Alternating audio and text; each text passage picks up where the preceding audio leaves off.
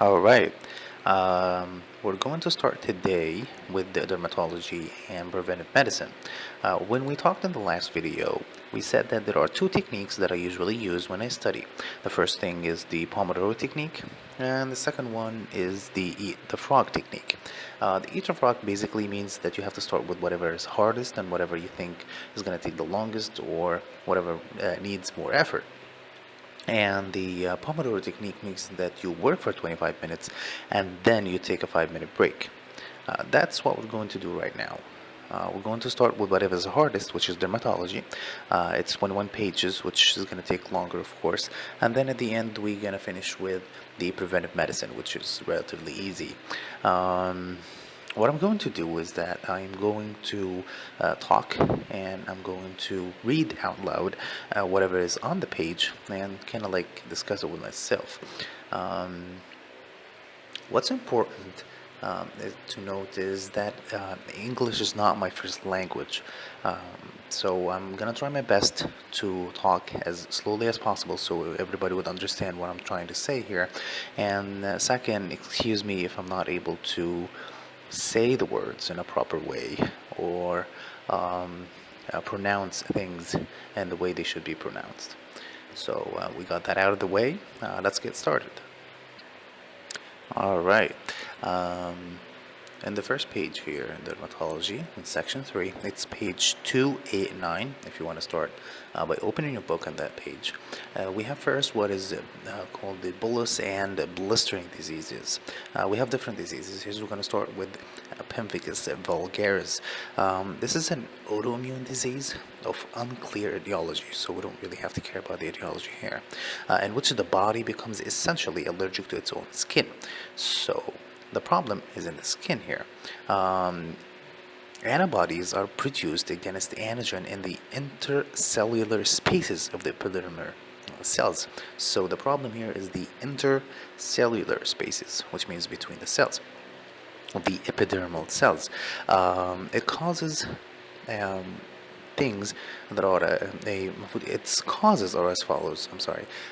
First, it says idiopathic, which is just unclear etiology. ACE inhibitors, which is very important. We have to assume that if somebody's taking ACE inhibitors and he is manifested with whatever Pemphigus vulgaris manifests with, we have to create an association here. And the final is penicillamine. So maybe a patient who is hypertensive and he is taking ACE inhibitors and then he manifests whatever we're gonna say in the next few minutes. We should think about Pemphigus vulgaris. All right. So Pemphigus vulgaris, it acts like a burn because the bully occur from destruction within the epidermis, and so are relatively thin and fragile. So it's a bullous disease. We have something called the Nikolowski sign. I think that's how you pronounce it. Is present, and Nikolowski's sign is the easy removal of the skin by just a little pressure. So if you just add a little pressure to the skin, it comes off with the examiner's finger pulling it off like a sheet. Note that Nikolowski's sign is present in Pemphigus vulgaris, Staphylococcus, scalded skin syndrome, and toxic epidermal necrolysis. So it's not really specific or pathognomonic, but it is present. So you should think of the 3 diseases that actually cause it, which again is Pemphigus vulgaris, staph scalded skin syndrome, and toxic epidermal necrolysis. Finally, the lesions of the Pemphigus vulgaris are painful, which is very important because some lesions we're going to see they are not painful, and the others are. So this is a very important distinct thing for Pemphigus vulgaris, which is that it is painful. And the second thing is that it's not periuretic. So you're not going to find the patient itching. It's just going to find the patient in a pain state, but not itching. All right. What is the diagnostic testing that we should do? The most accurate diagnostic test is the biopsy of the skin. I'm not really sure if this is the step that we should take or not, but it says this is the most accurate test. So if we ask about the most accurate test, it's going to be a biopsy. All right. Now that we have diagnosed that patient, what is the treatment? Well, the treatment is as follows. First, we use glucocorticoids, such as prednisone. And when the steroids are ineffective, we use azathioprine, myclophenolate, and cyclophosphamide. So basically, it's an autoimmune disease, so you just use steroids and other autoimmune drugs that work, like azathioprine again, myclophenolate, and cyclophosphamide. All right, so that's Pemphigus vulgaris. Now, the second topic that we're going to talk about is the bullous pemphigoid. So again, pemphigoid can be drug-induced. So again, like the other one, by sulfa drugs and others. Again, as a reminder, the Pemphigus vulgaris, it was ACE inhibitors and penicillamine, but a bullous pemphigoid, we should think about sulfa drugs. So the fraction of the skin causing the blisters is relatively deep, and the bulli are thicker walled and much less likely to rupture. So that's a little different than the bulli of the Pemphigus vulgaris. The original the oral lesions are rare, so we can't really see oral lesions. Because the bulli are tense and intact, the skin is better protected. There is no dressing for skin as good as the skin. So that's really important. The skin is very important. Hence, there is much less fluid loss, and infection is much less likely as compared to Pemphigus vulgaris. So it's very important to distinguish between these two things, and that's another distinct feature. Mortality is much less likely in bullous pemphigoid for the reasons that we just said. Less infection, less fluid loss, and so on. So how about the diagnostic testing? Well, test for bullous pemphigoid is performing a biopsy with immunofluorescent antibodies. So again, biopsy, but here with the immunofluorescent antibodies. What is the treatment? Again, treatment is to use systemic steroids such as prednisone and alternative to steroids, which is going to be different, tetracycline, erythromycin with nicotinamide. So again, we talked in the Pemphigus vulgaris, we said that glucocorticoids such as prednisone again, but if it doesn't work, we use azathioprine, mycophenolate, cyclophosphamide. Here it's different. In the bullous pemphigoid, we use systemic steroids such as prednisone again, but alternatively we can use tetracycline, erythromycin with nicotinamide, the two different alternatives that we use.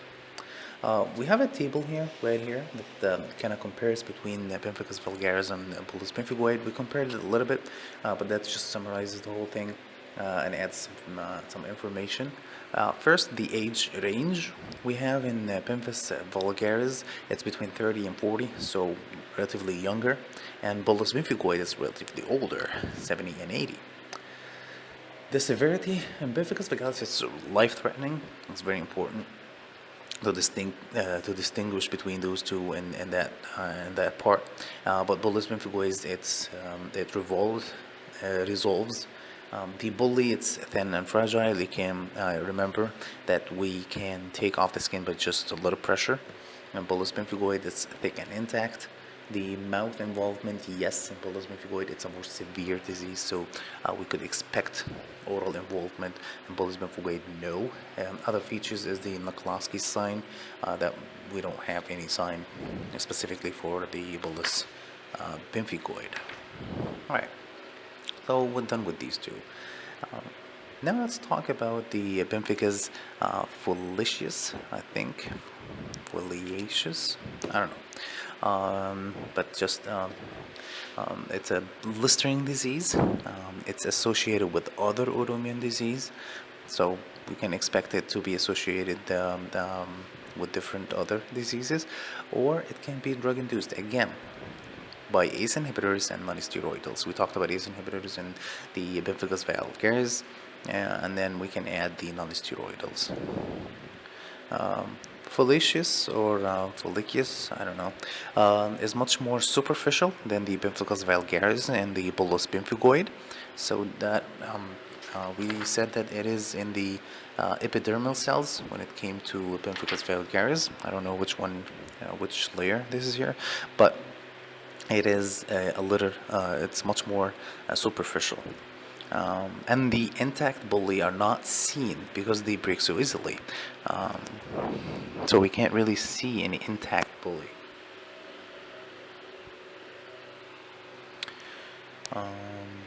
It says also that there are no oral lesions, so it's like bullous pemphigoid. There is no oral lesions, but the intact bulli are not seen because they break off easily.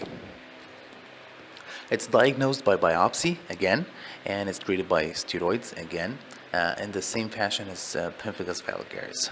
So, all right, so that is easy. It's just that the distinctive part is that ACE inhibitors and non-steroidals, and we should remember that it is more superficial and the intact bulli are not seen. Okay.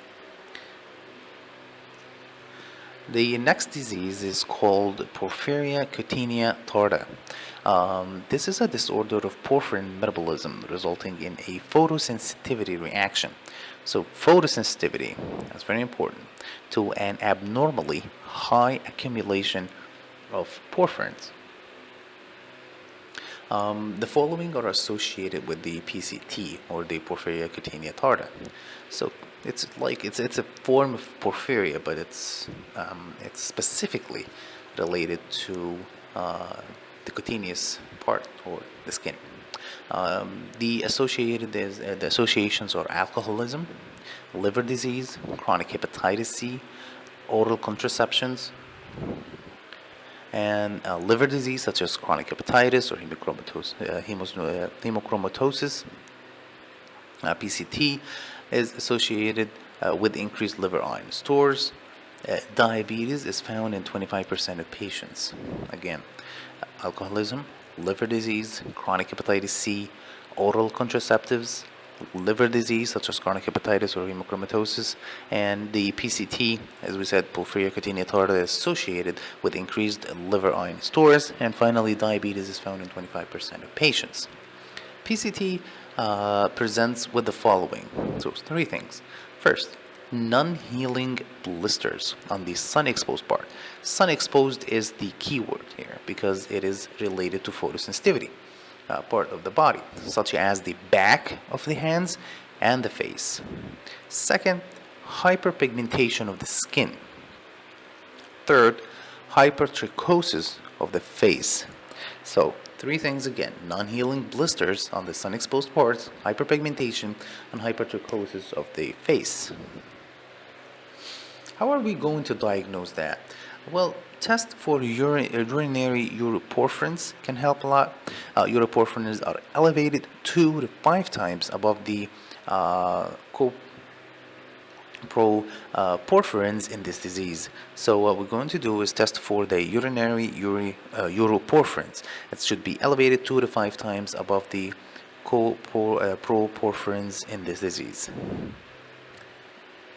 How are we going to treat it? We manage the disease as first, we stop the drinking alcohol. We said it's associated with alcoholism. We stop all estrogen use. As we said before, it has to do with oral contraceptives. We use barrier sun protection. That's a given. And use phlebotomy to remove iron. Defroxamine is used to remove iron if phlebotomy is not possible. And finally, chloroquine increases the excretion of porphyrins. So first, it's kind of like a preventive part. Stop the drinking, stop the estrogen use, use a barrier to the sun or sun protection, use phlebotomy to remove the iron, desfroxamine if phlebotomy is not really possible, and then finally we use chloroquine to increase the excretion of porphyrins. So that was Porphyria cutanea tarda. Very easy stuff so far. All right. Now we have the drug eruptions and hypersensitivities that we could expect. We are done so far, I think, of the bullous disease. I'm not really sure. But yeah, okay. So now drug eruptions and hypersensitivity. First, we have urticaria.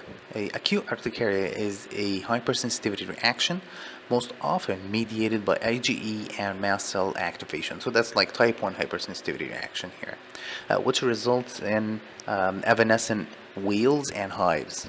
Wheals is very important. We could have, I think, in the exam, we can have like a picture or something like that of the urticaria or a wheeled reaction going on. That could be a question. I'm not really sure, but we can prepare ourselves for such a thing. It is a type of localized cutaneous anaphylaxis, but without the hypotension and the hemodynamic instability and so on. The onset of the wheals and the hives is usually within 30 minutes, and it lasts for less than 24 hours. Itching is prominent, so itching is really important here. An itchy part, and usually so 30 minutes after exposure, and it lasts for less than 24 hours. Key features. The most common causes are sometimes medications. We see that a lot: aspirin, non-steroidals, morphine, codeine, penicillin, whatever. Just any medication can actually do that. Insect bites, we actually see that a lot as well, especially in children. Food, like peanut butter or whatever, strawberries, anything that can cause an anaphylactic reaction. Emotions, occasionally, which is it's different from what we used to, and contact with latex, kind of like the gloves we use sometimes, and so on. We have something different that is called chronic urticaria. It's associated with pressure on the skin. So pressure on the skin resulting in localized urticaria is also known as dermatographism. That's different. And cold and vibrations. So people who are exposed to pressure, cold, and vibrations, we can expect them to have what is called the chronic urticaria. How do we treat it? Well, it's really relatively easy to treat that. First, the H1 antihistamines in severe acute urticaria is treated with older medications such as diphenhydramine, like Benadryl, hydroxyzine, like Atarax, or cyproheptadine. So those are the H1 antihistamines. For life-threatening reactions, we add a systemic steroids. They don't really act right away, but they kind of prevent the progression of the disease. In a chronic therapy, we can treat with the newer non-sedating antihistamines, such as loratadine or fixofenadine or cetirizine, whatever, just the itch blockers that we use now that are non-sedating, they can work. Finally, we can actually do something like a desensitization. But when is it the answer? Desensitization is the answer when the trigger cannot be avoided. An example of this is a bee sting in a person who is a farmer. It's just going to happen. Beta blocker medication must be stopped prior to sensitization. That's important because they inhibit the epinephrine that may be used if there is an anaphylactic reaction. So important to note that if we are going to do desensitization, it's important to stop a specific medication. Which one is it? It's beta blocker. We should stop beta blocker. Again, what we're going to start is the H1 antihistamines, and we add a systemic steroid. That's in severe cases. In a chronic, we use the newer non-sedating ones, and finally, desensitization can be used if we cannot avoid the triggers. Okay, all right. Now we're done with the urticaria. We have finally here a morbilliform rash. A morbilliform rash is a milder version of hypersensitivity reaction that urticaria does. This is the typical type of drug reaction and is usually secondary to medications to which the patient is actually allergic to, such as penicillin, sulfa, allopurinol, or phenytoin, whatever the drug is. The rash resembles measles. It's generalized maculopapular eruption that blanches with pressure. So remember that part, blanches with pressure. The reaction can appear a few days after the exposure and may begin even after the medication has been stopped. So we should note that sometimes we start the medication and then we stop it, and then the reaction actually appears. So it takes a few days. Again, urticaria takes 30 minutes. Okay? All right.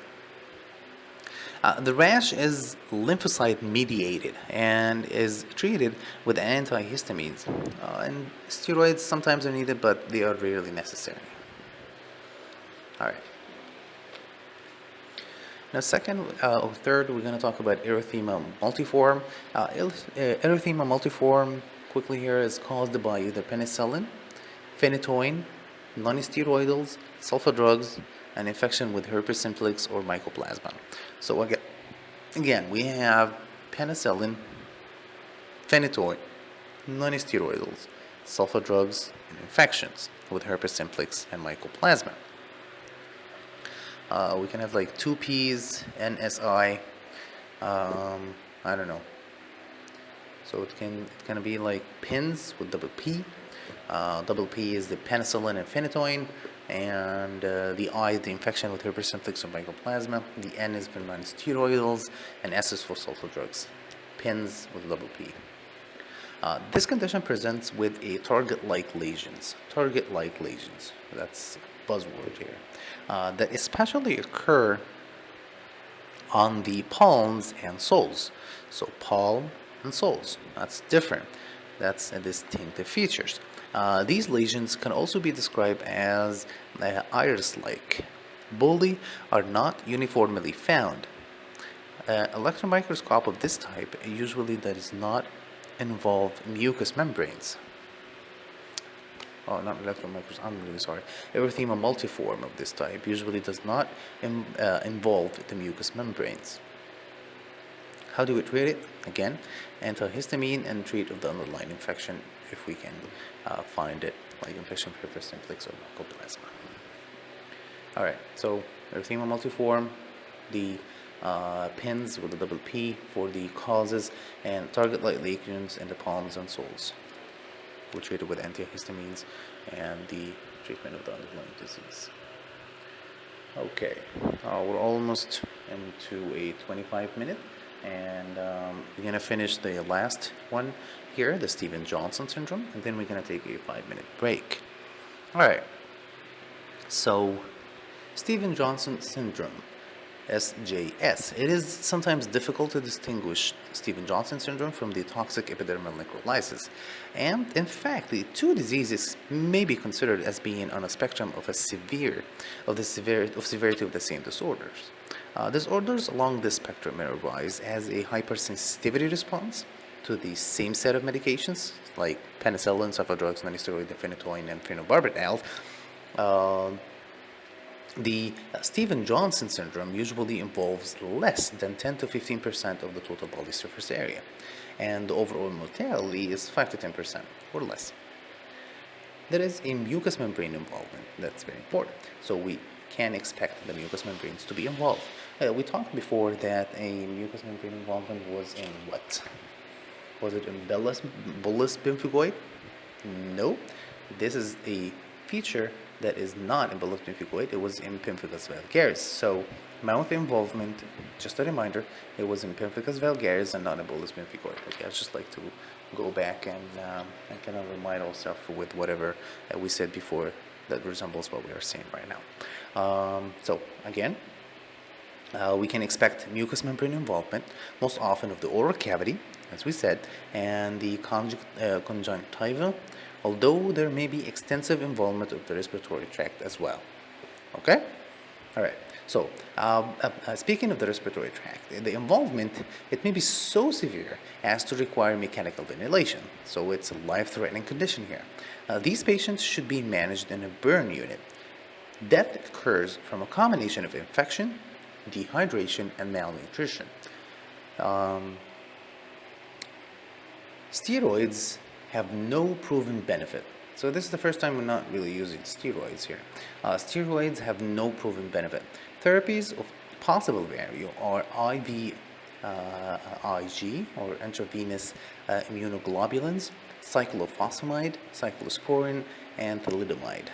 Again, steroids, we are not going to use steroids in that part. We're going to use IVIG, cyclophosphamide, cyclosporin, and thalidomide. Remember that it's a hypersensitivity response. Penicillin, sulfur drugs, and non-steroid, infinitoid, and whatever drug, it can cause it. Usually less than 10 to 15% of the body's total surface area, and the mortality is less than 5 to 10%.